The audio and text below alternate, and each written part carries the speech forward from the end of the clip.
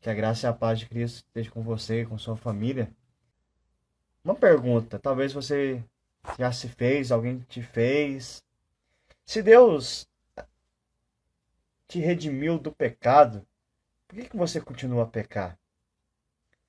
Se Deus te redimiu do pecado, por que você continua a pecar? Já parou para pensar nisso? Se eu sou salvo, eu já fui lavado pelo poder do Espírito Santo, por que eu ainda peco? O pecado, apesar de sermos salvos, redimidos por Cristo Jesus, ele ainda habita em nós. Tem um livro muito interessante que se chama O Mal que Habita em Mim. Uma referência ao que o próprio apóstolo Paulo, né, diz a respeito da sua reflexão sobre o pecado, como nós vamos ler aqui em Romanos, capítulo 7, versículos 7 a 25. Esse vai ser o texto base para a gente refletir sobre isso. Por que ainda pecamos, sendo que nós fomos salvos? E por que a gente tem que entender que existe essa batalha na nossa vida contra o pecado? Não é porque eu sou salvo que eu tenho que me acomodar a respeito disso. É uma batalha que temos diariamente em nossas vidas. Que diremos, então? Que a lei é pecado? De modo nenhum. Mas eu não teria conhecido o pecado a não ser por meio da lei. Porque eu não teria conhecido a cobiça se a lei não tivesse dito não cobice. Mas o pecado, aproveitando a ocasião dada pelo mandamento, despertou em mim todo tipo de cobiça. Porque sem lei o pecado está morto. Houve um tempo em que sem a lei eu vivia. Mas quando veio o mandamento, o pecado reviveu e eu morri. E verifiquei que o mandamento que me havia sido dado para a vida, esse se tornou um mandamento para a morte. Então, a reflexão de Paulo até aqui, ele falando sobre o pecado e a lei, ele diz, olha, eu vivi na ignorância. Sem a lei, eu não sabia muito bem como era pecar. Mas quando eu olho para a lei mostra que eu sou pecador. Então a lei que para mim serviria para a vida, ela me mostrou que eu estou morto. Porque eu não consigo cumprir a lei de Deus. Essa é a reflexão de Paulo. Porque o pecado, aproveitando a ocasião dada pelo mandamento, me enganou. E por meio do mandamento me matou. Assim, a lei é santa. E o mandamento é santo, justo e bom. Então o problema não é a lei de Deus. A culpa não é da lei de Deus. Então aquilo que é bom se tornou morte para mim? De modo nenhum. Pelo contrário, o pecado, para mostrar-se como pecado, por meio de uma coisa boa, causou-me a morte, a fim de que, pelo mandamento, o pecado mostrasse toda a sua força de pecado. Porque bem sabemos que a lei é espiritual. Eu, porém, sou carnal, vendido à escravidão do pecado. Então, o problema não era a lei. É o pecado que Paulo tinha dentro de si. Porque nem mesmo compreendo meu próprio modo de agir, pois não faço o que prefiro, e sim o que detesto. Mesmo ele sabendo, pela lei, o que é certo fazer, ainda assim ele faz aquilo que ele sabe que não deve fazer. Ora, se faço o que não quero, concordo com a lei, que é boa. Nesse caso, quem faz isso já não sou eu, mas o pecado que habita em mim. Porque eu sei que em mim, isto é, na minha carne, não habita bem nenhum, pois o querer o bem está em mim, mas não o realizá-lo. Mesmo que você queira, né? Saber, não, a lei é boa, eu quero servir ao Senhor, quero obedecer ao Senhor, eu quero me esforçar para obedecer ao Senhor o tempo todo, mas acaba que você muitas vezes não faz o que sabe que deve fazer. Acaba fazendo mal, como Paulo diz aqui. Versículo 20. Mas se eu faço o que eu não quero, já não sou eu quem o faz, e sim o pecado que habita em mim. Paulo está dizendo, olha, eu não tenho domínio sobre mim, é o pecado e tal, a culpa é do pecado. Mas o pecado está nele. Mas quem permite que o pecado o domine é o próprio Paulo. No nosso caso, se você peca, é porque o pecado está em você. Mas quem traz o pecado para fora na sua vida é você mesmo. Assim, versículo 21. Assim encontro esta lei. Quando quero fazer o bem, o mal reside em mim. Porque, segundo o homem interior, tenho prazer na lei de Deus, mas vejo nos meus membros outra lei que, guerreando contra a lei da minha mente, me faz prisioneiro da lei do pecado que está nos meus membros. Então, ele tem a consciência da lei de Deus, sabe que ela é boa, mas parece que há uma luta, uma batalha dentro de si para fazer o que é errado. E aí ele diz: miserável homem que sou, quem me levará do corpo dessa morte? Então, imagine essa situação que Paulo está vivendo. Ele sabe o que é certo, mas faz o que é errado. A sua mente se concentra no que é certo, mas na prática, seus membros fazem a coisa errada. Ele sabe qual é o caminho correto, mas na hora que ele vai trilhar esse caminho, ele pega o caminho errado. Então, qual que é a questão que Paulo está colocando aqui? Se depender de mim, não consigo. Não consigo. Porque o pecado é forte. E aí ele diz: miserável homem que sou, quem me livrará do corpo desta morte? Ele não estava dizendo só na questão física dele, mas na sua situação pecaminosa. Quem poderia ajudá-lo nessa batalha de santidade? É isso que nós vamos chegar na conclusão daqui a pouco. Então, o pecado, ele habita no nosso coração e muitas vezes ele tenta se impor sobre nós. Ainda que nós nos levantemos e dizendo: ó, você não tem autoridade, pecado. Carne, você não tem autoridade sobre mim. Às vezes o pecado consegue nos empurrar, nos afastar da presença de Deus. O pecado age na nossa vida, por isso que Paulo usa aqui a lei do pecado, assim como a lei de Deus em certos aspectos. Por exemplo, no aspecto da ameaça e da recompensa. A lei de Deus sempre tem essa nuance de que você tem obediência, você obedece à lei, você terá as recompensas. Mas se você desobedece à lei, você terá as consequências da desobediência. Então, obediência, bênção, desobediência, maldição. É assim que Deus estabeleceu a sua lei. O pecado age da mesma maneira. A lei do pecado, ela traz promessas e ameaças. Quando existe uma força por trás das ameaças e promessas que podem lhe fazer bem, as pessoas são motivadas a obedecer. Por exemplo, quando você na escola, nos estudos, né? Você quer ser um bom aluno.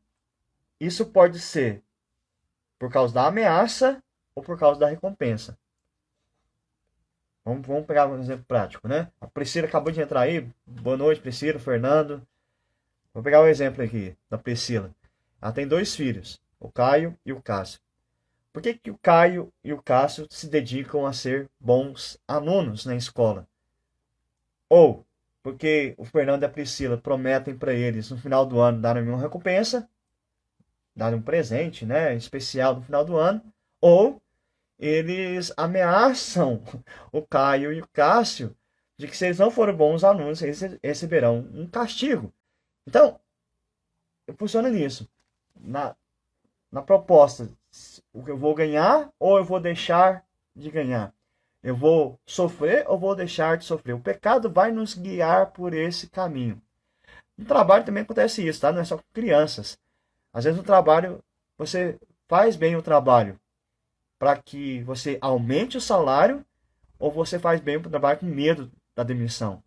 Se você faz pelo aumento do salário, você está fazendo pela recompensa.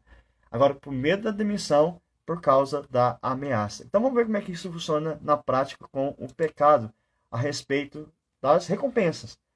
O pecado, meus irmãos, ele traz prazer. É, é, disfarçar a realidade. Se alguém falar: não, esse negócio de pecar não é bom, eu não gosto de pecar. Paulo coloca aqui, e a gente pode até não gostar, mas a gente peca, porque isso traz um certo prazer na nossa vida. E é aí que nós temos que lutar contra o pecado. É aí que é uma batalha, dessa batalha de santidade, de fugir do pecado. É de olharmos os prazeres que o pecado oferece e rejeitarmos esses prazeres. Porque, no fundo, o pecado não traz benefício algum, mas ele vai se aparentar como algo que traz muitos benefícios. Por exemplo, na carta aos Hebreus, no capítulo 11, versículos 24 a 26, Hebreus 11, 24 a 26, vai dar um exemplo.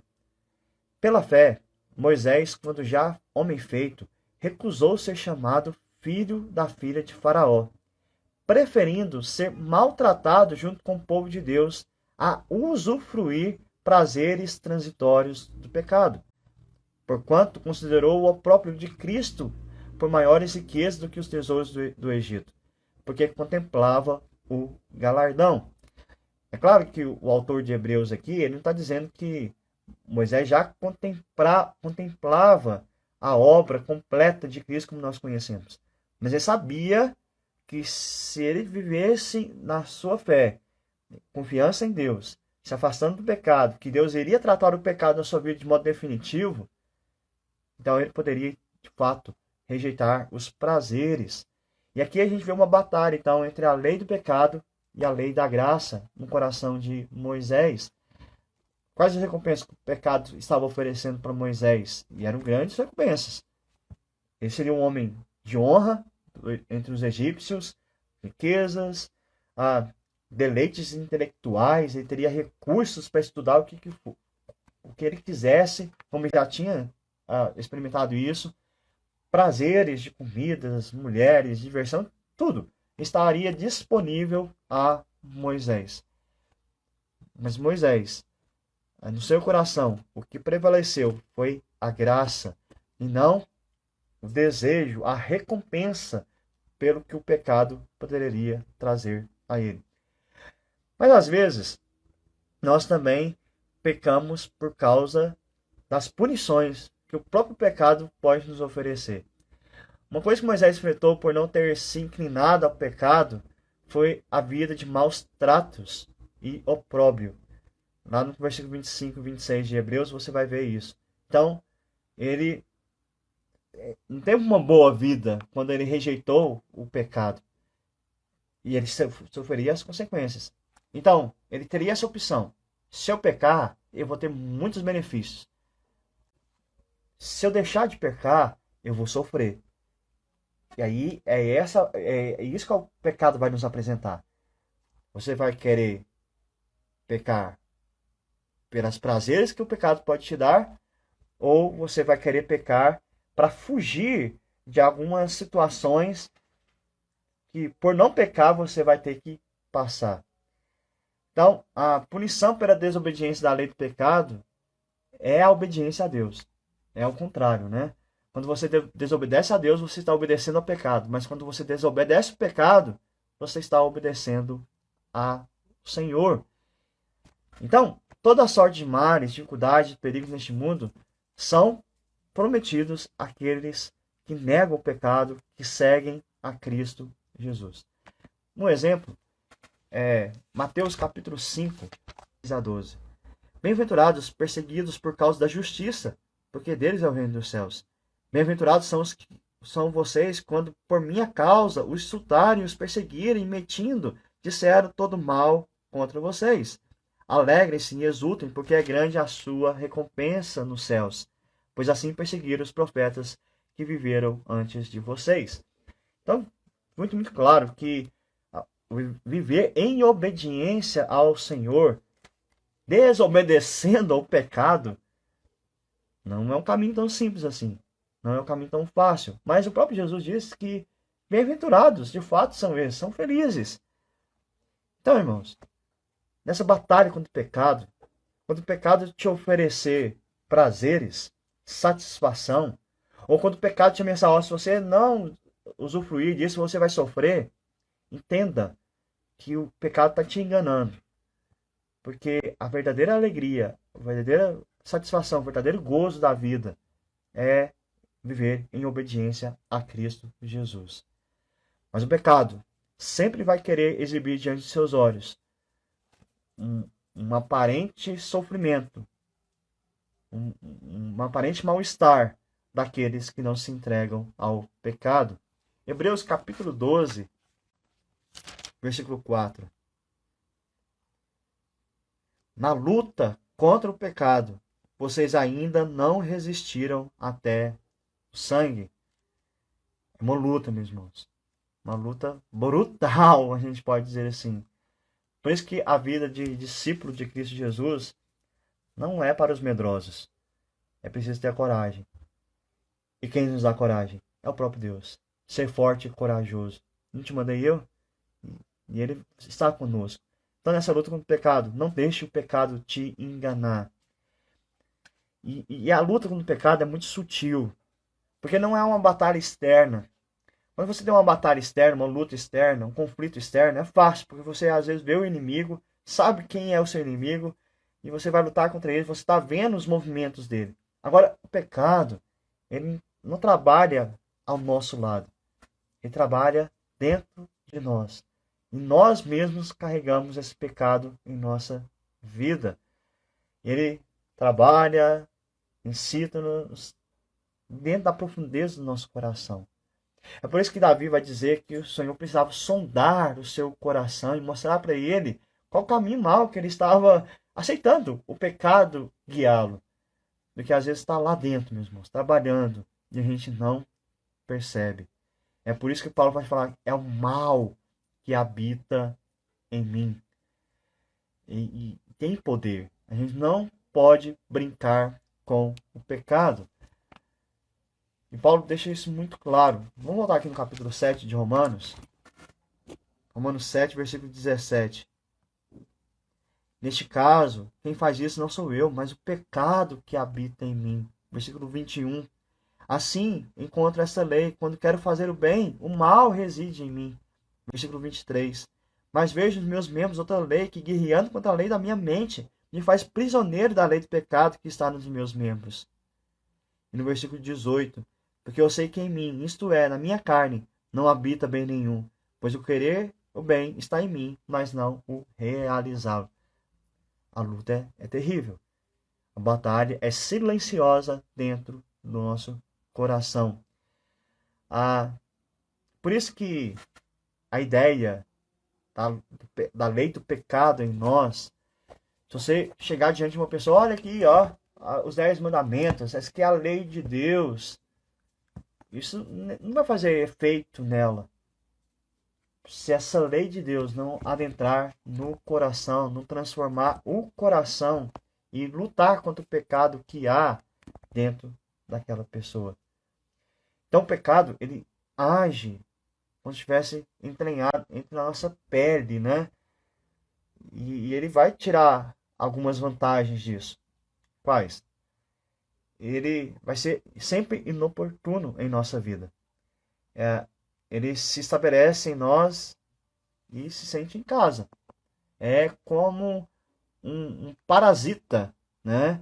Que caça um hospedeiro e aí vai se alimentar daquele hospedeiro e vai se sentir muito bem ali dentro. Então, o pecado em nós, a nossa carne mortal, é um agressor caseiro implacável. E quantas vezes você já pensou nisso? Que você carrega dentro de si mesmo seu maior inimigo, que é você mesmo, a sua carne, o seu pecado. Tem uma ilustração que eu acho muito interessante. Talvez você já ouviu essa história. A história do sapo e do escorpião. Certa vez, um escorpião aproximou-se de um sapo que estava na beira de um rio. E o escorpião veio e fez um pedido a ele. Sapinho, você poderia me carregar até a outra margem deste rio tão largo? O sapo respondeu, só se eu fosse doido. Você vai me picar, eu vou ficar paralisado e vou afundar. Aí o escorpião respondeu, isso é ridículo. Se eu picasse, ambos afundaríamos. E aí o sapo parou para pensar, isso tem lógica. Então ele concordou e levou o escorpião nas costas, enquanto nadava para atravessar o rio. Só que no meio da travessia, no meio do rio, o escorpião cravou seu ferrão no sapo, atingindo então assim pelo seu veneno aquele pobre animal. E começaram a afundar. E o sapo então voltou-se para o escorpião e perguntou: Por quê? Por que você fez isso? Por que você me feriu dessa maneira? E o escorpião respondeu: Porque eu sou o escorpião e essa é a minha natureza. Não é mais ou menos isso, meus irmãos. Nós somos sapos carregando escorpiões nas nossas costas. Mas cuidado, cuidado. Você pode impedir que esse escorpião ah, pique em você e te afunde nessa travessia.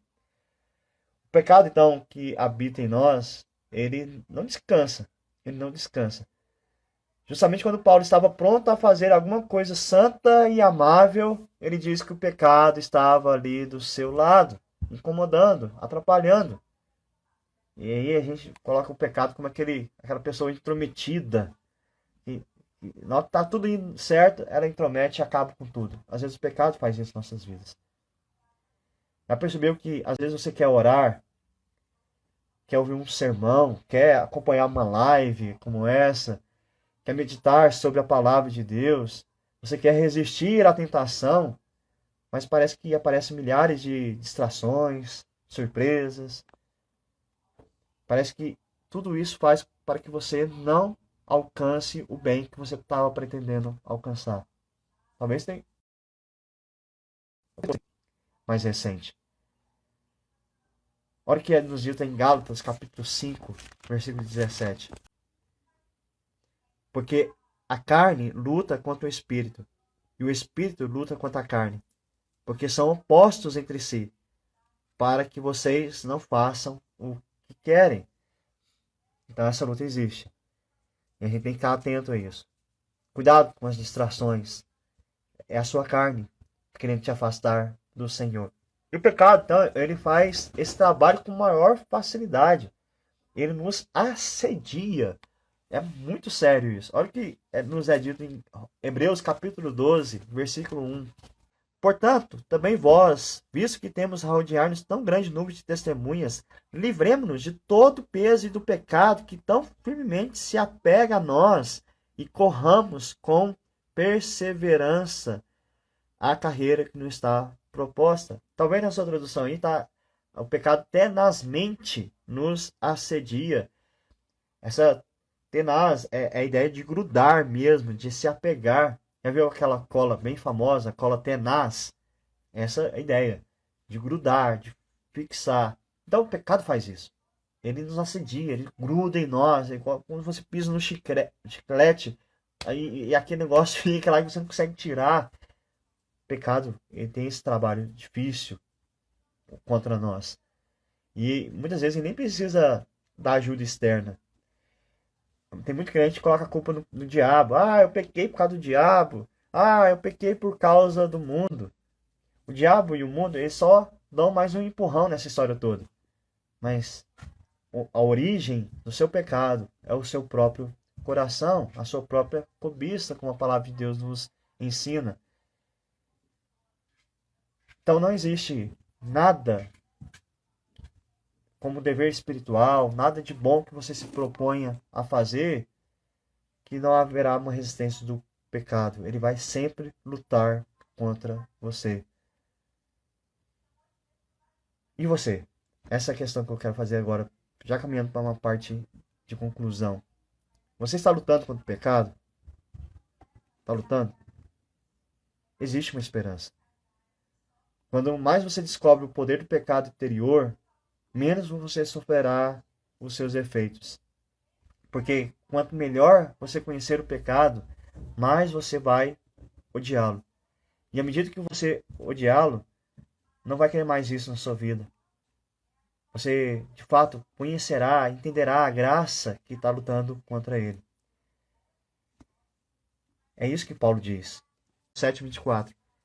Miserável homem que sou, quem me livrará do corpo dessa morte? Aí ele vai responder mesmo para si. Graças a Deus por meio de Jesus Cristo, nosso Senhor. De maneira que eu de mim mesmo, com a mente, sou escravo da lei de Deus, mas segundo a carne, sou escravo da lei do pecado. E aí, quem pode livrar? Quem pode nos salvar? não é o Chapolin Colorado, é Jesus Cristo. Nessa batalha, meus irmãos, você não vai conseguir lutar sozinho. Você precisa de Cristo Jesus.